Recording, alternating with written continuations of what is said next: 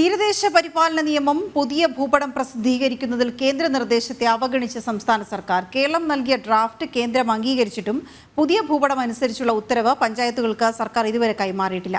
2019 മാപ്പ് പ്രകാരം തീരദേശ പരിപാലന നിയമത്തിൽ വരുന്ന 10 ജില്ലകളിലായി ലക്ഷക്കണക്കിന് ആളുകളാണ് വീട് പോലും വയ്ക്കാൻ കഴിയാതെ പെരുവഴിയിലായത്.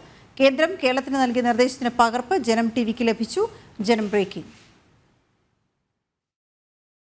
സംസ്ഥാനത്തെ 10 ജില്ലകളിലായി ലക്ഷക്കണക്കിന് ആളുകളാണ് തീരദേശ പരിപാലന നിയമപ്രകാരമുള്ള പുതുക്കിയ ഭൂപടം ലഭിക്കാതെ വീട് വയ്ക്കാനോ സ്ഥലം വിൽക്കാനോ കഴിയാതെ ബുദ്ധിമുട്ടിലായിരിക്കുന്നത്.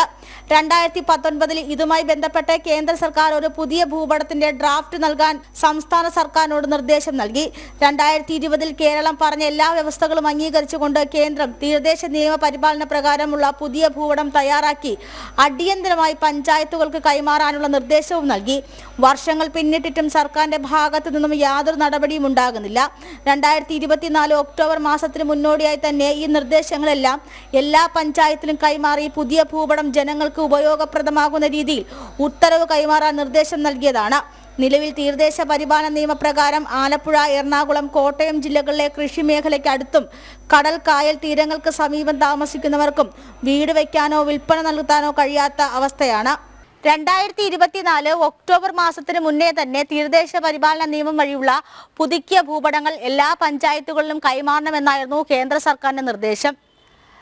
എന്നാൽ സർക്കാർ നാളിതുവരെയായിട്ട് ഇതിന്മേൽ അടയിരിക്കുകയാണ്. ഉത്തരവുകൾ കൈമാറാതെ സ്വകാര്യ ഭൂമാഫികളെ സംരക്ഷിക്കുന്നതാണോ സർക്കാരിന്റെ നിലപാടെന്നാണ് അറിയേണ്ടത്. ടിൻഡു ദാസ്, ജനം, തിരുവനന്തപുരം.